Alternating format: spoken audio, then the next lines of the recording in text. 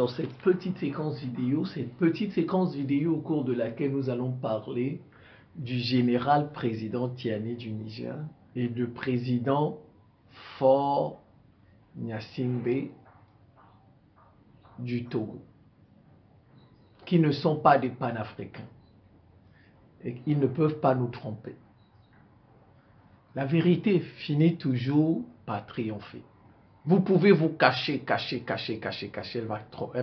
elle triomphera. Tiani n'est pas un panafricain. Il faut bien retenir ça. Tant qu'il y aura des troupes des États-Unis au Niger, Tiani n'est pas un panafricain. Nigérien, Nigérienne, il faut bien comprendre ça. Votre président n'est pas un panafricain. Il n'est pas un panafricain. De toutes les façons, les Togolais, eux, ils connaissent déjà leur président. Ils savent bien que ce n'est pas un panafricain. Voilà, c'est tout. Faure Gnassingbé n'est pas un panafricain. C'est pas parce qu'il est en train de faire quelques petites négociations là. Non, non, non, non. Je commence par Faure. Vous savez, ils nous prennent pour des bêtes. Nous, on observe. Nous, on commente l'actualité. Hein. Ils veulent ils nous intimident, ils nous persécutent. Quelqu'un qui commande l'actualité et qui fait juste des analyses, il nous intimide. Mais placez aussi quelqu'un pour me répondre. N'est-ce pas, les vidéos, c'est gratuit. YouTube, c'est gratuit. Facebook, tous les réseaux sociaux sont gratuits. Prenez vos espions là, ils font des vidéos, ils répondent, on voit leur visage. Simon, tu as dit ça, c'est faux, c'est faux, c'est faux. Et vous me démontrez que c'est faux. C'est comme ça, bouche pour bouche. On dit œil pour œil, dent pour dent. Voilà. Œil pour œil, bouche pour bouche. Moi, je n'ai pas pris des cailloux pour jeter sur quelqu'un. Je n'ai pas pris un pistolet pour tirer sur quelqu'un. Moi, utilisez votre bouche aussi. Tout. Vous savez, Faure Eyadema, la dernière fois, il a organisé un faux sommet des panafricains. Voilà, au Togo. Il est en train de préparer le congrès du panafricanisme pour l'année prochaine. Je pense que c'est l'année prochaine ou 2025. Il fait comme si, on a vu les gens qui l'invitent là-bas. On a vu la dernière fois, j'ai déjà fait une vidéo sur ça, on a vu les gens qui participent à ça. Ce ne sont pas des panafricains. Ce sont des gens des panafricains qu'on est en train de fabriquer, qu'on est en train de construire avec leur fausse chaîne là qu'on appelle New World TV. New World TV, ce ne sont pas des panafricains. Au Togo, ce ne sont pas des panafricains. Le Togo est au service des États-Unis. C'est tout. Le Togo, le président du Togo est au service des États-Unis. Ils veulent récupérer le panafricanisme. Je ne sais pas l'intention qu'ils ont derrière.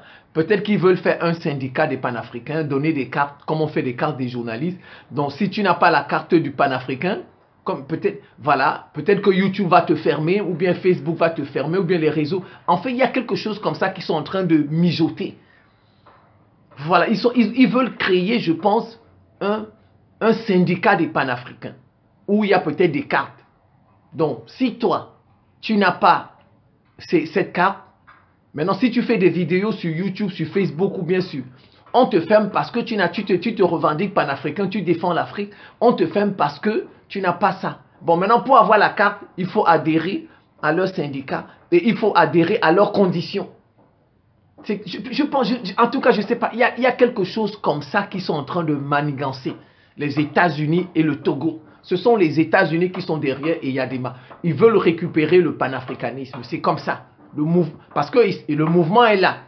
C'est lui qui est en vogue en ce moment. Donc, il dit, bon, on ne peut pas les tuer tous.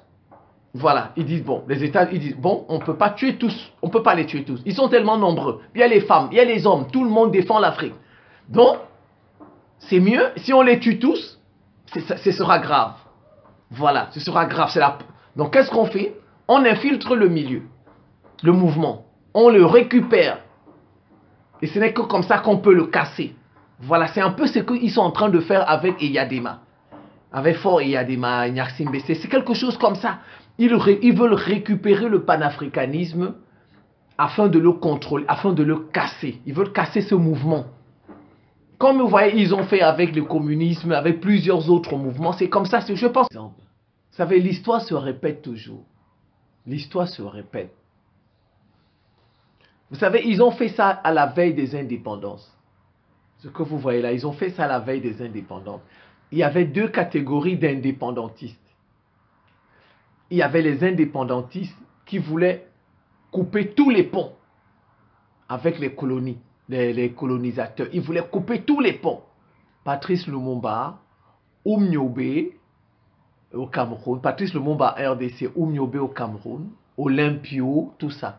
C'était comme ça, les Kwame Nkrumah, Sékou Touré. Voilà ce type d'indépendantistes qu'on avait. Et on avait des indépendantistes mous. Vous voyez, c'est toujours des indépendantistes. On avait des indépendantistes mous qui ne voulaient pas couper tous les ponts, comme le président gabonais Léomba, les Léopold Sédar Senghor, bien d'autres, vous voyez, au Cameroun, Ahidjo. Voilà, ça, on veut tous les indépendances, n'est-ce pas? Ils voulaient tous les indépendances, mais sauf que il y avait ceux qui voulaient couper tous les ponts avec, on ne voulait plus, nous, on se débrouille nous-mêmes. Et bien, il y en a qui voulaient encore rester la coopération avec les pays colonisateurs. Mais qu'est-ce qu'ils ont fait? Ils ont tué tous les indépendantistes, n'est-ce pas? Qui voulaient l'indépendance totale. Ils les ont tués. C'est ce qui est en train de se repasser avec les panafricains. Donc, vous voyez, ils sont en train de fabriquer des panafricains qui vont continuer la coopération avec eux. Donc, bon, on va juste changer peut-être quelques termes de l'échange. Peut-être que si c'était les pourcentages, c'était 20% des matières premières, on va vous donner 30, 35, 40%. Mais vos matières premières, vous n'allez toujours pas les gérer. Vous voyez, on va peut-être juste augmenter le quota, le pourcentage. On va vous donner peut-être 40% de... Mais vous n'allez toujours pas... Voilà, l'histoire, en fait, c'est ce qu'ils sont en train de faire. Ils recréent, on revit la veille des indépendances. Il y avait les indépendantistes totaux, on va dire ça comme ça, ceux qui étaient pour l'indépendance totale et ceux qui étaient pour, on peut dire, les indépendances partielles. Et ils ont tué tous ceux qui étaient pour les indépendances totales. Voilà. Parce qu'aujourd'hui, vous voyez, ils sont en train de fabriquer des panafricains partiels. Voilà. Et maintenant, peut-être qu'ils vont chercher à écarter les panafricains, ceux qui sont pour le panafricanisme total, qu'on rompt tous les liens. L'histoire se répète. C'est ce que les États-Unis sont en train de faire. Ils l'ont fait à la veille. Ils sont en train de le refaire avec les panafricains. Aujourd'hui, Eyadema n'est pas un panafricain. C'est pas parce qu'il fait quelques petites médiations là, avec le Mali, médiation avec la preuve. Regardez au Niger. Au Niger, on a dit qu'il va faire la médiation avec les États-Unis. Avec les États-Unis, ils vont superviser le départ des soldats français au Niger. Ils travaillent ensemble. Ils travaillent ensemble. Faure Eyadema travaille avec les États-Unis, travaille avec Israël, travaille avec la France.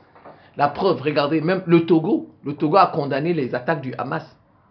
Le Togo a condamné les attaques du Hamas tout récemment en Israël. Ils travaillent ensemble. Faure Eyadema. Il ne peut pas nous tromper. Il est trop petit pour nous tromper. Il est trop petit. Avec ces États-Unis-là, ils ne sont pas nés. Toutes leurs petites pirouettes, girouettes, mirouettes, nous, on va décrypter ça. On va voir ça. Il faut bien retenir, Faure Eyadema n'est pas un panafricain. Ce sont les États-Unis qui sont derrière lui. Ce sont les États-Unis. Les États-Unis veulent récupérer le mouvement panafricain. C'est tout. Ils veulent le récupérer. Ils veulent le récupérer. Et maintenant, ils sont même dans le mouvement où on veut évincer la France. Ce sont les États-Unis qui... Au Niger, par exemple, ce sont les États-Unis qui ont évincé la France. Au Niger, ce sont les États-Unis. Parce qu'ils sentent que la France n'a plus bonne presse. La France n'a plus auprès surtout des Africains francophones. Voilà, on ne considère plus la France. Donc, qu'est-ce qu'ils font? Vous voyez, regardez. Non, regardez, je vous donne des exemples. Qu'est-ce qu'ils ont fait avec Elf? Le groupe Elf, le pétrole. Quand Elf, on a senti que Elf était trop mouillé, avait une mauvaise image. Qu'est-ce qu'ils ont fait? Ils ont changé de nom, c'est tout. Ils ont dit on va l'appeler Total. Et bien maintenant ils ont ajouté Total Énergie. C'est comme ça. Comme ça, c'est une nouvelle entreprise. Tu penses que c'est une nouvelle entreprise alors que c'est la même entreprise. Tu ne peux pas porter plainte à Total. Tu ne peux pas. On va te dire qu'elle s'appelait Elf, elle n'existe plus. Si on vous dit que Elf a tué ça, tu ne peux plus porter plainte. Tu ne peux plus parce que Elf n'existe plus. Mais c'est la même entreprise, c'est Total. Vous voyez, c'est comme ça. Ils l'ont fait avec Areva. Areva maintenant s'appelle Orano. Vous voyez, tu ne peux plus. Tous les crimes d'Areva, c'est pas Orano, c'est un nouveau nom. Il y a une nouvelle virginité. Ils l'ont fait avec Bolloré. Ils ont constaté que Bolloré était contesté. Maintenant, pour les ports Bolloré, n'est-ce pas? Ils ont changé Bolloré, c'est tout. Ils ont mis MSC. Tu ne peux plus poursuivre Bolloré pour les machins. On va te dire, je ne gère plus les ports. Ce n'est plus moi qui gère les ports. Va t'adresser à MSC. Dès que tu t'adresses à MSC, MSC va te dire, eh ben moi je suis nouveau. Et pourtant, ce sont les mêmes gens.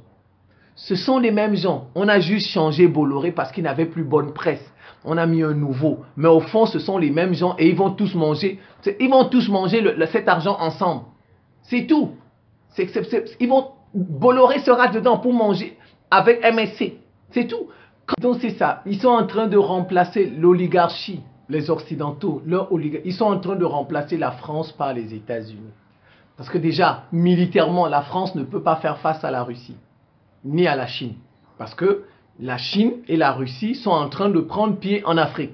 Donc, la France ne peut plus. Ne peut pas. Donc, on met les États-Unis. Bon, déjà qu'ils ont toujours été là, mais ils se cachaient. Ils se cachaient. Si vous allez dans tous les pays anglophones, il y a les soldats des États-Unis. Dans tous les pays, en Afrique, il y a toujours les soldats des États-Unis. Dans leurs ambassades, là, ils sont dedans. Ils ont des forces spéciales. Ils ont la CIA sur notre territoire. C'est comme ça. Donc, la France n'a plus bonne presse. Et en plus, la France seule ne peut pas faire face à la Russie ni à la Chine. Donc, qu'est-ce qu'on fait? On va la remplacer par les États. C'est ce qu'ils sont en train de faire. C'est ce qu'ils sont en train de faire. Donc, et Adema n'est pas un panafricain. Il a pour mission de récupérer le panafricanisme avec sa chaîne-là, New World TV, qui est là-bas. Comment vous pouvez organiser des choses? Ceux qui ont commencé la contestation en Afrique ne sont pas invités. Comment on connaît les vrais panafricains en Afrique, on les connaît. Ceux qui ont commencé à contester la présence française, la présence de l'autre, on les connaît. Les gens d'Afrique Média, ils ne sont pas là. Les Nathalie Yam, les Kémy Seba ne sont pas là. Franck ne sont pas là. Voilà. Les Afrique Média, ce sont eux qui ont commencé à contester depuis des années. Vous faites des machins, on voit des gens on ne connaît pas, qui sortent tous deux. On dit que ce sont des panafricains qu'on n'a jamais vus. Qu'on n'a jamais vus. Subitement, ce sont des panafricains. Et c'est une récupération du panafricanisme. C'est tout ça, c'est le travail, la mission que les États-Unis ont assignée à Eyadema, le président du Togo, pour récupérer le panafricanisme. Je ne sais pas ce qu'ils veulent en faire. Comme je vous ai dit, peut-être que je ne sais pas. Voilà, c'est ça. Et Tiani n'est pas un panafricain. C'est nigérien et nigérienne. Il faut faire attention. Tant qu'il y aura des soldats des États-Unis là-bas, il ne sera pas un panafricain pour moi. Pour moi, il ne sera pas un panafricain. Vous avez tous appris aux informations comme moi que le général président Tiani était au Mali et au Burkina Faso. Une visite de courtoisie, voilà, comme ils ont l'habitude de dire dans les médias. Alors, pour moi, Tiani est un agent des États-Unis. C'est tout. Moi, même quand j'ai fait la vidéo du coup d'État, quand on a fait le coup d'État, allez voir cette vidéo, moi j'ai déjà dit ça. Tant que les États-Unis seront au Niger, Tiani sera un agent des États-Unis. C'est très simple. Il y en a qui vont vous dire non, faut pas confondre vitesse et je sais pas trop, vitesse et précipitation. Il y a des expressions parfois comme ça, que nous on est déjà en train de chasser la France. Il faut d'abord attendre que la France parte et ensuite on va chasser les États-Unis. Vraiment, vraiment, vraiment, vraiment. C'est comme si ça n'a jamais eu lieu. C'est comme si ça n'a jamais eu lieu. En Afghanistan, ils sont partis tous au même instant. Vrai ou faux? Vrai ou faux? En Afghanistan, les talibans leur ont dit, vous partez tous au même instant. Vrai ou faux?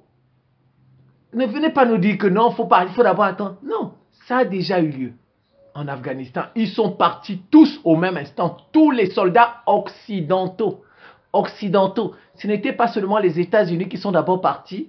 Après, la France est partie un peu. Non, ils sont partis tous au même instant. Les talibans leur ont dit, vous partez. Le fer, on bat le fer quand il est chaud. On bat le fer quand il est chaud. Toute l'Afrique les supporte en ce moment. Tout le peuple nigérien est d'accord. Il suffit que Tiani demande aux États, ils vont partir. Vous n'allez pas attendre. Vous attendez. Ils s'asseyent confortablement et ils ont le temps de corrompre des gens, de ceci, cela. C'est le moment. C'est le moment. Vous attendez qu'ils corrompent toute la population du Niger.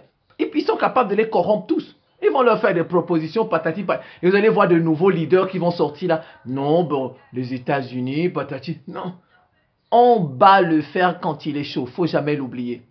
Jamais l'oublier. Ils partent tous. Si ça n'avait jamais eu lieu, d'accord, vous pouvez me dire que non. Monsieur Simon Paul, il faut attendre d'abord que la France parte. Ça a eu lieu en Afghanistan. Ils sont tous partis au même instant. Voilà. Voilà, en Irak. Tous les jours en Irak, il y en a qui leur disent de partir. Ça veut dire que le gouvernement est pour que les États-Unis restent là-bas. Ça veut dire que le gouvernement irakien est pour que les États-Unis restent là-bas, c'est tout. Tous les jours, il y a vous entendez souvent Moqtada Assad, il y a beaucoup de... Il y a même des frappes. On frappe même. Il y a même des milices irakiennes qui bombardent les bases des États-Unis. Mais les États-Unis ne partent pas. Pourquoi les États-Unis? Parce que le gouvernement irakien est d'accord. Vous n'allez pas venir nous dire que non, Tiani. Non, non, ça c'est les réflexions des enfants. Nous, on n'est plus enfants qu'on peut nous tromper. Si les États-Unis ont gardé leur base en Irak, et vous savez tout ce que les bases font là-bas, toutes les bases font là-bas, elles bombardent la Syrie, elles bombardent l'Iran, et vous regardez tout ce que les bases des États-Unis font en Irak. Ça va se reproduire au Sahel. Ça va se reproduire au Sahel. Il faut battre le fer quand il est chaud. En ce moment, toute la population africaine les soutient. En ce moment, toute la population du Niger les soutient. C'est le moment de leur demander de partir. C'est le moment de leur demander de partir tous. Tiani traîne. Tout simplement parce que ce sont les États-Unis qui l'ont placé là-bas. C'est un agent des États-Unis. Vous n'allez pas me dire, vous ne pouvez pas me démontrer. Non, il faut patienter, patienter. Ça a déjà eu lieu en Afghanistan. Donc, vous n'avez pas d'argument. Vos arguments, il faut patienter, il faut pas confondre. Ce sont de faux arguments. Moi, je vous donne des exemples concrets. En Afghanistan, ils sont partis tous après 20 ans. Après 20 ans de présence en Afghanistan, les talibans leur ont dit de partir tous et au même instant.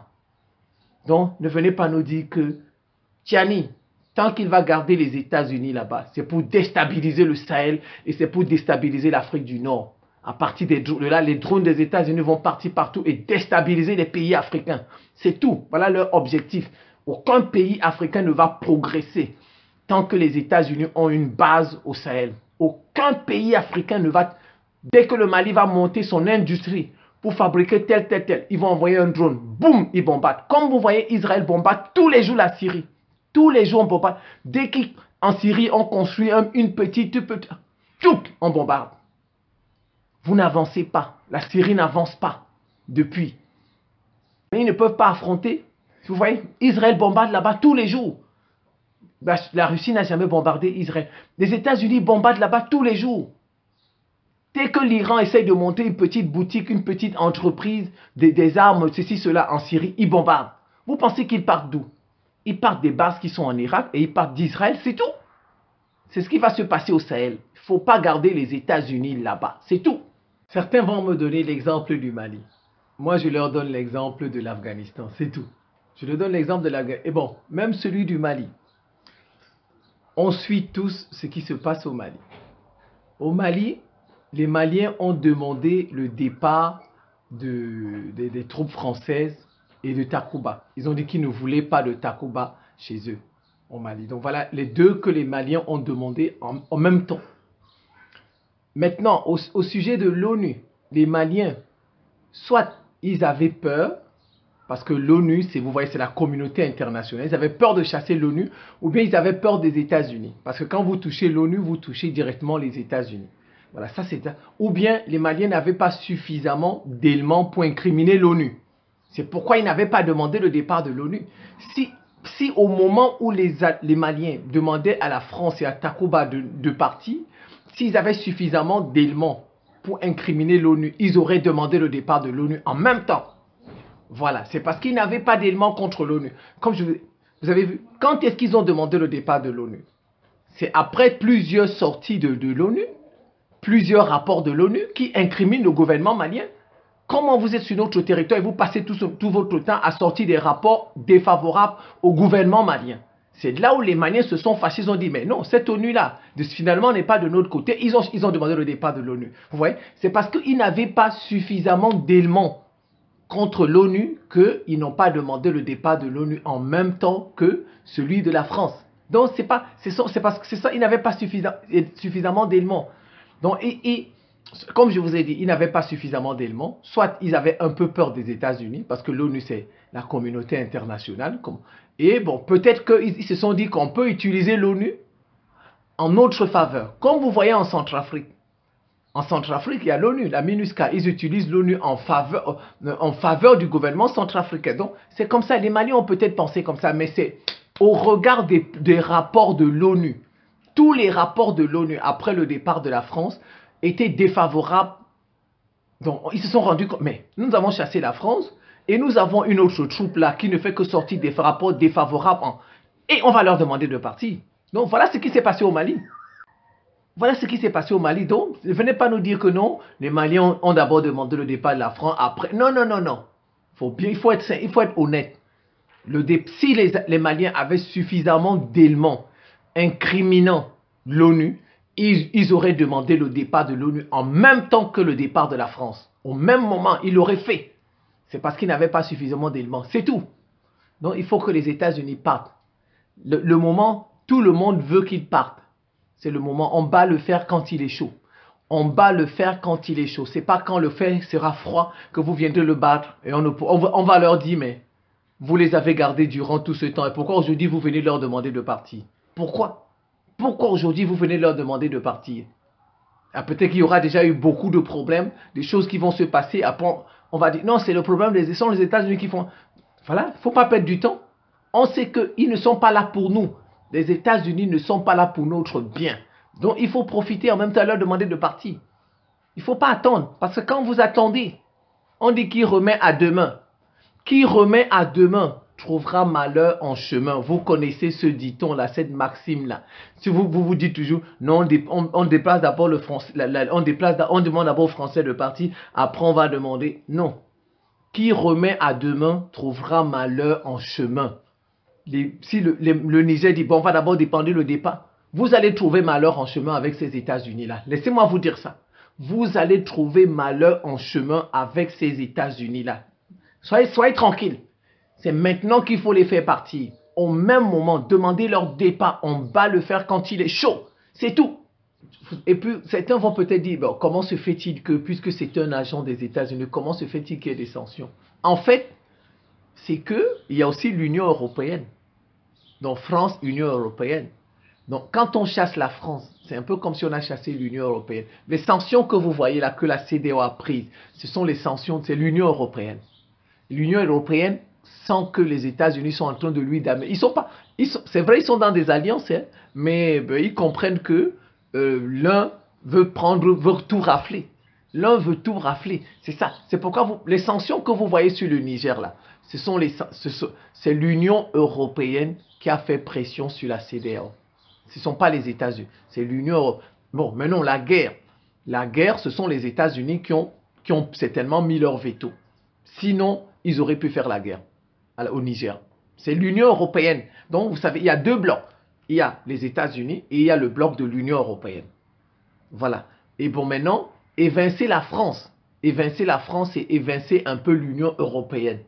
Voilà. Donc, c'est pourquoi vous voyez, on a maintenu ces sanctions. On a maintenu ces sanctions parce qu'en fait, on est en train de chasser la France. Donc, chasser la France voudrait dire quoi? C'est un peu chasser l'Union européenne. Donc, les sanctions là, ce sont les sanctions de l'Union européenne. Les sanctions de la CEDEAO, ce sont des sanctions prises sous les ordres de l'Union européenne. L'Union européenne est en train de manifester son mécontentement. La France, c'est une façon pour la France de manifester parce qu'elle sait que ce sont les États-Unis qui sont en train de la chasser pour prendre la place. C'est tout. C'est ça le sens de ces sanctions. Vous voyez, faut essayer de comprendre leur technique. Donc maintenant, quand ils vont peut-être faire des arrangements là-bas entre eux, si peut-être ils arrivent à s'entendre, Union européenne, États-Unis, pour continuer à manger au Niger, vous allez voir, ils vont lever les sanctions. Vous allez voir, ils vont lever les sanctions. Tout subitement, comme ça, vous allez voir, ils vont lever les sanctions. Je vous dis, en tout cas pour moi, tant qu'il y aura des soldats des États-Unis au Niger, pour moi, Tiani, c'est un cheval de Troie. Tiani est un pion des États-Unis, c'est un agent des États-Unis, c'est tout. Vous savez, ils savent que les civils ne peuvent pas parler à Assimi Goïta, Ibrahim, les présidents civils. Qu'est-ce qu'on fait? On utilise un militaire, c'est tout. Regardez le Qatar. Regardez ce qui se passe en Israël. On utilise des Arabes pour parler au Hamas, c'est tout. C'est la même chose, c'est tout. Vous pensez que qui parle au Hamas là-bas, ce sont les États-Unis, mais à travers le Qatar. Mais qui protège le Qatar? Les États-Unis ont des bases militaires. Ce sont les États-Unis qui sont en train de discuter avec le Hamas. Mais à travers qui? À travers le Qatar, c'est tout. Donc le Qatar, c'est un pion des États-Unis, c'est tout. On utilise des Arabes pour parler aux Arabes du Hamas, c'est tout. On utilise un militaire musulman, voilà, ils ont pris un Tiani musulman, un militaire musulman, pour parler aux militaires musulmans, c'est tout. C'est tout ce qu'ils sont en train de faire, c'est tout. Tiani là, en tout cas, tant que les soldats des États-Unis seront là-bas, moi je lui ferai jamais confiance. Jamais confiance. S'il veut montrer qu'il est panafricain, qu'il demande le départ, le même engouement qu'il a eu pour la France, qu'il le fasse pour les États-Unis. Qu'est-ce que les États-Unis font au Niger? Les États-Unis font quoi au Niger? Ils font quoi? Ils se trompent. Ils se trompent avec les États-Unis. Les États-Unis ne vont jamais lui donner les capacités militaires que les Russes donnent au Mali. Jamais. Parce que les Occidentaux, ils veulent dominer les autres. Et quelqu'un qui veut te dominer ne va jamais accepter que tu aies les mêmes capacités militaires que lui. Jamais. Il ne comprend pas, Tiani. Les Nigériens, là, ils ne comprennent pas. Ils ne comprennent pas. Quelqu'un qui veut te dominer ne va jamais accepter que tu aies les... Parce qu'on domine avec les armes. On domine avec... C'est le militaire qui domine.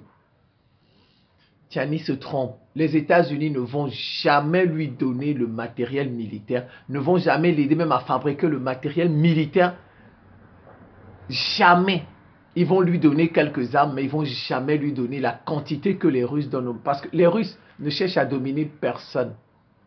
Les Russes ne cherchent pas à dominer un peuple, dominer la planète, être le gendarme de la planète et dire à X ou à Y ce qu'il doit faire. Les Russes ne sont pas dans cette option, dans cette optique. Les Russes ne sont pas dans cette optique. Donc, non, je vous donne la preuve. Je vous donne, non, parlons avec des preuves. On donne des exemples. Le Japon, les États-Unis sont là-bas. Vous connaissez leur capacité militaire. Vous connaissez leur capacité. Ils n'ont pas de capacité militaire, les Japonais. Ils fabriquent quelque peu, mais ils n'en ont pas. La Nord-Corée les aurait déjà attaqués. La Nord-Corée a juste peur des États-Unis. C'est tout. Ils savent que le Japon n'a pas de capacité militaire. Et pourtant, les États-Unis sont là-bas. En tout cas, ils ont quelques capacités militaires, mais ça ne peut pas tenir face à la Nord-Corée. Ça ne peut pas tenir face à la Nord. Ce sont les États-Unis qui veillent à cela. Que les capacités militaires du Japon soient limitées. Sinon, ils ne peuvent pas les commander, les États-Unis. Ils ne peuvent pas les commander. Si les capacités militaires du Japon sont excessives, est-ce que les États-Unis ne peuvent plus les commander? C'est tout. Prenons, la Chine n'attaque pas Taïwan, pourquoi? La Chine n'attaque pas Taïwan, pourquoi? Tout ça. La Chine n'a pas peur de Taïwan. C'est plus au contraire. La Chine a plutôt peur des États-Unis. C'est tout. Taïwan n'a pas les capacités militaires de la Chine parce que les États-Unis ne peuvent pas lui permettre d'avoir ces capacités militaires. Vous vous trompez. Ils vont venir d'accord. Ils vont vous construire quelques beaux bâtiments. On n'a pas dit non. Ils vont construire quelques beaux bâtiments peut-être au Niger. Voilà, le développement. Comme au Japon. Mais vos bâtiments là, il faut protéger ça si la guerre arrive. Vos bâtiments, il faut les protéger si la guerre arrive. Vous ne pouvez pas les protéger vous-même. Vous ne pouvez pas les protéger. Les bâtiments du Japon, ce sont les États-Unis qui sont obligés de les protéger. Vous-même, vous ne pouvez pas protéger vos propres bâtiments. C'est ce qui va se passer au Niger. Les Nigériens doivent bien comprendre ça. Je préfère ne pas avoir de beaux bâtiments, mais avoir des capacités militaires pour protéger ma population et le peu d'infrastructures que j'ai.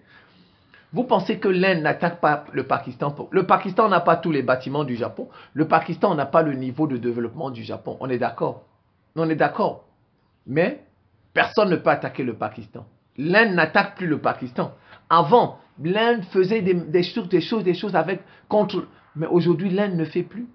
Parce que l'Inde sait que si l'Inde, si elle essaye un peu, le Pakistan va la détruire avec sa bombe atomique. Les Pakistanais ne jouent pas. Il vaut mieux avoir tes propres capacités. Tes propres. Et les Pakistanais peuvent défendre leurs infrastructures avec leurs capacités militaires. Voilà ce qu'on veut. On ne veut pas un pays qui vient, qui veut que tu sois toujours un bébé, mais c'est lui qui profite de tout. Il te soumet, il t'impose tout, même ses propres valeurs, il t'impose. Il va venir faire, les femmes nigériennes vont faire le planning familial. Et on va les obliger à faire le planning familial parce qu'on va les obliger à avorter alors qu'on ne veut pas avoir ce genre de valeurs. On ne veut pas. La Russie ne vous impose pas des valeurs. La Russie. Regardez, en ce moment, la Russie est en train d'apprendre aux Nord-Coréens, pas en Russie, hein, mais dans le pays lui-même, la Nord-Corée, comment on fait des satellites espions, comment on fait des missiles intercontinentaux qui portent des têtes nucléaires. La Russie n'a pas peur qu'un pays ait les mêmes capacités qu'elle. La Russie n'a pas peur. Les mêmes capacités. L'essentiel, tu ne viens pas l'attaquer. C'est tout. C'est l'essentiel, tu ne viens pas l'attaquer. La Russie a construit des centrales en Turquie. Même l'Iran, là, c'est la Russie qui les a aidés. C'est la Russie. La Russie n'a pas peur que vous ne soyez pas... Le Mali, si Dieu nous donne longue vie, avec la grâce de Dieu, le Mali aura la bombe atomique pas d'ici quelques années. Le Mali, les Russes n'ont pas peur. Déjà, ils ne sont pas là pour... Déjà, leur territoire est grand. Leur territoire est tellement grand qu'ils vont encore venir diriger les... Non, en tout cas, ce n'est pas ça leur option. Ce n'est pas ça leur optique.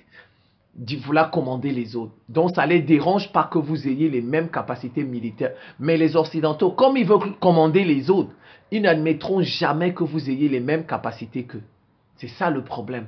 Tiani, il ne comprend pas ça. Peuple nigérien, Nigérienne, comprenez ça. Votre président général, tant qu'il n'a pas chassé les États-Unis, pour moi, c'est un cheval de Troie, c'est tout. On a pris un militaire pour venir parler aux militaires, c'est tout. On a pris un militaire musulman pour venir parler aux militaires musulmans. Ils vont être ensemble, leur association AES, mais Tiani va prendre les informations, il va donner aux États-Unis. Tout ce qu'ils vont se dire là-bas, Tiani va prendre les informations, il va les donner aux États-Unis. Le Rwanda fait comme ça en Centrafrique. Le Rwanda en Centrafrique, n'est-ce pas? Le Rwanda prend les... Regardez, on n'arrive pas à chasser les casques bleus. Les casques bleus, la MINUSCA en Centrafrique, on n'arrive pas. Centrafrique a près de 12 millions. Population 12 millions. 12 millions. Des casques bleus, c'est 14 000 soldats. Vous pensez que depuis, on ne peut pas trouver 14 000 Centrafricains en forme, ils deviennent soldats? 14 000 Centrafricains pour remplacer les casques bleus. C'est fait exprès. Ils sont là, ils espionnent. Ils envoient les informations. L'ONU, les Rwandais, donnent les informations aux États-Unis. Ce sera comme ça, Tiani, dans l'AES. Ce sera comme ça. Je vous ai dit, pour moi, je vous ai dit, ils le font avec le Qatar, n'est-ce pas? Ils utilisent le Qatar pour négocier. Et on ne pense que le Qatar, non, derrière le Qatar, ce sont les États-Unis. Toutes les informations qu'il y a là-bas dans la Ligue arabe, le Qatar envoie aux États-Unis. C'est pourquoi vous voyez, ils ont toutes les informations. Ils sont au courant de tout, parce qu'ils utilisent des gens. Tiani va prendre les informations dans l'AES, il va envoyer aux États-Unis. Les États-Unis auront toutes les informations du Mali, toutes les informations du Burkina Faso. Et vous êtes surpris. Parce qu'il y a un traite. Parce qu'il y a un traite.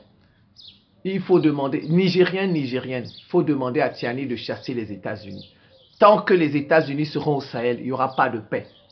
Tant que les États-Unis seront au Sahel, les États-Unis vont tout faire pour que nos pays, le Mali, le Burkina ne se développent pas militairement, aient des capacités. Et c'est nous qui sommes en danger, nous les Noirs. C'est nous qui sommes en danger parce qu'on a la chance d'avoir un pays, le Mali, qui peuvent avoir des capacités militaires pour défendre le peuple noir. Pour qu'on ne nous tue plus comme on nous tue depuis 6 siècles. Mais vous avez un traître là-bas, Tiani. Un traître qui va prendre des informations, qui permet que les États-Unis peuvent envoyer un missile pour détruire la centrale nucléaire, par exemple, du Mali qu'on est en train de construire. La centrale nucléaire du Burkina qu'on est en train de construire. C'est ce qu'ils font. Regardez comme ils frappent tout le temps l'Iran. Tout le temps, ils frappent l'Iran parce qu'ils ont des bases partout là-bas. Ils frappent l'Iran, heureusement. Les Iraniens, au moins, ont leurs cheveux, leurs moustaches et leurs barbes. Ils s'en sortent. Dieu leur donne la chance. Ils ont fini tout leur programme. Bientôt, ils vont seulement faire le test de leur bombe. Bon, mais nous, on a un peuple massivement rasé, moins de chance.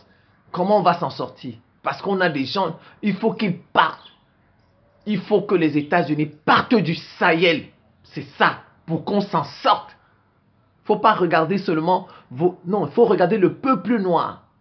On nous tue depuis des siècles. Vous savez combien de Noirs on tue au Brésil? Chaque 4 heures, on tue des Noirs au Brésil. 4 heures qui passent, on a tué un Noir au Brésil. Ils veulent diminuer le nombre de Noirs. Aux États-Unis, c'est la même chose. Chaque 72 heures aux États-Unis, on tue un Noir. Près de 72, ils veulent diminuer les Noirs sur Terre. Et vous laissez des États-Unis là-bas. Regardez comme ils font qu'apporter des vaccins, du paludisme, vaccins. Vous savez qui a fait ces vaccins? Vous savez ce qu'ils ont mis dans les vaccins? Leur objectif, c'est de réduire les Noirs. Et vous laissez les États-Unis là-bas. Vous les laissez là-bas. Tiani, pour moi, ne sera jamais un panafricain tant que les États-Unis restent au Niger. C'est tout. Comment quelqu'un peut demander, il demande au Togo et aux États-Unis de superviser le départ des soldats français? Comment? Comment un pays, un président, des autorités peuvent demander aux États-Unis de superviser le départ des soldats français? Ça n'a pas de sens. Tu supervises. Ils parlent tous anglais. Arrivés là-bas, ils changent juste les cuissons de leur tenue. Ils deviennent des soldats états-uniens. C'est tout. Ils deviennent les soldats français là deviennent des soldats états-uniens. C'est tout. On gomme rapidement, peut-être sur leur char là. On gomme tout ce qui est français. On met les insignes des États-Unis. On a vu. On sait. On sait. Quand on veut accuser un pays, si par exemple ils veulent accuser un pays, la Chine, ce sont les États-Unis qui vous font la guerre, mais ils achètent les armes à la Chine. Ils utilisent les armes chinoises pour vous faire la guerre. Et vous, quand vous attrapez les armes, vous dites que ce sont des armes chinoises, c'est la Chine qui nous fait la guerre. Alors qu'au fond, ce n'est pas la Chine qui vous fait la guerre. Ils ne peuvent pas nous tromper. Aujourd'hui, on est éveillés. Toutes leurs petites techniques là, on connaît ça. On connaît ça. Vous demandez aux États-Unis. En fait, Tiani ne veut pas le départ de la France. Le problème, c'est que c'est la France qui contrôlait le Niger.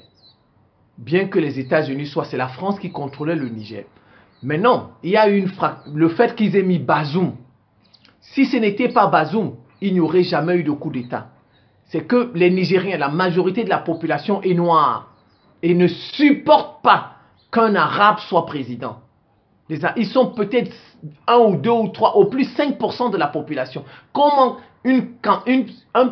quelqu'un qui représente 5% peut commander un pays où la majorité, dont l'élection là était une fausse élection de Bazoum. C'est la France qui a imposé Bazoum. dont les Noirs du Niger ne supportaient pas Bazoum. Que la majorité de la population est noire, à 95% est noire. Et c'est un blanc qui dirige le pays. Donc, les récriminations les États-Unis ont entendu ça. Les récriminations des Nigériens, les États-Unis ont entendu ça. Les États-Unis ont dit, bon non, ils se sont dit, bon, ce que la France a fait n'est pas bien. Bazoum, c'est la France qui l'a imposé. Donc les États-Unis ont permis à Tiani de faire le coup d'État. Vous ne pouvez pas faire un coup d'État si vous n'avez pas de munitions. Si vous n'avez pas de munitions, vous ne pouvez pas faire un coup d'État. Vous ne pouvez pas. Donc, et si vous voyez bien comment ça s'est passé le coup d'État, Tiani n'a pas appelé la population à sortir dans la rue. C'est après quand on a commencé à dire qu'il y aura une intervention militaire de la CEDEAO que Tiani a appelé la population. Ça veut dire que Tiani savait sur quoi il compte. Quand tu fais un coup d'État, parce que toute l'armée n'est jamais d'accord avec... Il y aura toujours des divisions dans l'armée quand c'est une partie de l'armée qui fait le coup d'État. Donc l'autre partie va vouloir riposter. Et il faut des munitions. Au Niger, on ne fabrique pas les munitions. Donc, il faut que quelqu'un vous donne des munitions. Forcément. Et c'est une grande puissance qui peut vous donner des munitions. Voilà, ils ne prennent pas pour des enfants que nous, on n'a pas un cerveau, on ne réfléchit pas. Nous réfléchissons. Donc Tiani, ce sont les États-Unis qui lui ont permis de faire le coup d'État. Pour évincer Bazoum. Parce qu'au Niger, les Nigériens ne supportaient pas Bazoum. Ne supportaient pas Bazoum, un blanc arabe, un pays qui... Et en plus, ils fustigeaient les Nigériens, les femmes nigériennes avec qui accouchent. dont les États-Unis lui ont permis de faire le coup d'État. La France n'était pas au courant. Tu fais un coup d'État, la France n'est pas au courant. Tu fais un coup d'État, la France n'est pas au courant. Vous avez vu le coup d'État au Burkina Faso? Le camp adverse a riposté. Damiba, il a voulu riposter. Et c'est là, vous avez vu, Ibrahim Traoré a appelé à la radio. Le peuple a sorti. Ça, c'est un coup d'État du peuple. Au Burkina, c'est un coup d'État du peuple. Vous avez vu, c'est comme ça qu'on fait pour distinguer, pour connaître le bon coup d'État, si c'est un coup d'État du peuple ou un coup d'État qui est fabriqué par l'Occident. Parce que Ibrahim n'avait pas les munitions pour s'opposer il n'avait pas les munitions. En fait, il pouvait commencer la guerre, mais Damiba allait le battre. Parce que Damiba avait les munitions que la France lui donnait. Alors Damiba a eu Ibrahim Traoré a l'intelligence d'appeler la population. C'est comme ça qu'on fait pour connaître qu'est-ce qui est un vrai coup d'État. Si celui-là appelle la population, il faut savoir que c'est un vrai coup d'État. S'il n'appelle pas, ça veut dire qu'il sait sur quoi il compte. Le pays qui lui a demandé de faire le coup d'État va lui donner des munitions. Si jamais il y a une partie de l'armée qui n'est pas d'accord avec ce coup d'État, ils nous prennent pour des enfants, comme si nous on n'a pas un cerveau pour réfléchir. Nous on a un cerveau pour réfléchir. Tiani n'est pas un panafricain. Tiani c'est le pion des États-Unis. Il a fait semblant de retirer les soldats des États-Unis à Niamey pour les envoyer à Agadez. Déjà qu'ils étaient à Niamey et ils étaient à Agadez en même temps. C'est juste, c'est de la poudre aux yeux pour nous tromper. Pour nous tromper. Tant qu'il ne va pas chasser les soldats des États-Unis à Niamey, au Niger, il reste un vassal des États-Unis. Et le Mali et le Burkina Faso doivent se méfier de lui. Le Mali et le Burkina Faso doivent se méfier de Tiani. C'est vrai, ils ont créé leur association des États du Sahel. Tiani n'est pas sincère. Il n'est pas sincère. Il n'est pas sincère. Je vous donne la preuve. Le Mali vient de nous le prouver. En 3 ans, les Russes ont récupéré tout le territoire malien et ils ne sont même pas 1500. Ils ne sont même pas 1500. Il n'y a pas 1500 Russes au Mali, instructeurs russes. Ça veut dire que la présence des Occidentaux, c'est ça le malheur de notre continent. C'est ça le malheur de notre continent. Regardez, il y a les soldats des États-Unis, les soldats de la France, les soldats de l'Union européenne, les soldats de l'ONU dans un pays au Niger. Et vous n'arrivez pas à combattre le terrorisme. Vous n'arrivez pas à combattre le terrorisme. Voilà au Mali. Ils viennent de nous le prouver. Et ils sont là-bas au Niger depuis plus de 10 ans. Environ 10 ans, ils sont au Niger. Les États-Unis, l'une des plus grandes puissances militaires au monde. L'une des plus grandes puissances militaires. La France, 5e puissance militaire au monde. Ils n'arrivent parce que ce sont leurs terroristes. Ce sont leurs terroristes. C'est tout. C'est tout. C'est tout. La prise de Kidal, la libération de Kidal prouve que les Occidentaux, c'est notre malheur. C'est notre malheur. Il y a combien de soldats des États-Unis au Niger? Il y en a combien? Ils ont à peu près 1200 soldats. 1200. La France en a combien? La France en a combien? L'Union européenne, l'ONU, plus les soldats, ils travaillent. Ils ont près de 10 000 soldats. 10 000, les Occidentaux en tout, si on fait le compte avec les soldats africains qui travaillent pour eux, le Tchad, ils ont à peu près 10 000 soldats au Niger seulement. Ils ne sont pas capables de combattre le terrorisme. Voilà la Russie qui a seulement 1500 soldats dans tout le Mali. Tout le Mali. En 3 ans, ils ont récupéré tout le territoire malien. Et vous venez nous dire quoi? Que Tiani est un panafricain. Tiani n'est pas un panafricain. Le Mali, pour chasser la France, n'a pas eu besoin de... On n'a pas supervisé le retrait des soldats français au Mali. Qui a supervisé? Non, dites-moi. C'est comme si c'était la première fois qu'on chassait des soldats français. Si c'était la première fois, d'accord, je peux dire oui. Les États-Unis vont superviser le retrait des soldats français. Mais ce n'est pas la première fois. On a chassé les soldats français au Mali. On les a chassés au Burkina Faso. Qui les a supervisés? Qui a supervisé leur retrait? Dites-moi, qui a supervisé leur retrait? Personne. Alors pourquoi le Niger a besoin des États-Unis pour superviser le retrait de la France? Pourquoi? Pourquoi le Niger a besoin du Togo, du président du Togo pour superviser le retrait des soldats français? Ça veut dire qu'il y a quelque chose qui cache, il y a anguille sous roche. C'est un plan. C'est un plan. Tiani n'est pas sincère. Tiani n'est pas un panafricain. Il n'est pas un panafricain. Ça, c'est l'actualité. J'ai pris l'actualité, j'ai analysé. C'est tout. C'est tout. Je n'ai pas dévoilé un secret. Je ne suis pas allé prendre. Moi, je suis pas dans le gouvernement. Je ne connais pas ce qui c'est. Je suis là. Ça, c'est l'actualité, n'est-ce pas? On a dit ça dans l'actualité. Que les États-Unis et le Togo vont superviser le retrait des soldats français. N'est-ce pas? Moi, je commande. Moi, je commande. Voilà. C'est tout. Donc, ils ne nous prennent pas pour des enfants. Et Yadema Fort et Yadema Nyaksimbe n'est pas un panafricain. Tiani n'est pas un panafricain. Tiani a vendu le Niger aux États-Unis. C'est tout. Tiani que vous voyez, il a vendu le Niger. Et le Mali et le Burkina doivent faire attention. Comme ils sont dans l'alliance, l'AES, l'alliance des États du Sahel. Les Maliens sont sincères, les Burkinabés sont sincères, mais le Niger n'est pas sincère. En tout cas, la population du Niger est sincère. Mais son président, ses autorités ne sont pas sincères. Elles ne sont pas sincères, il faut bien retenir ça. Elles ne sont pas sincères. Tant qu'il y aura une présence des États-Unis au Niger, le Niger sera un vassal des États-Unis.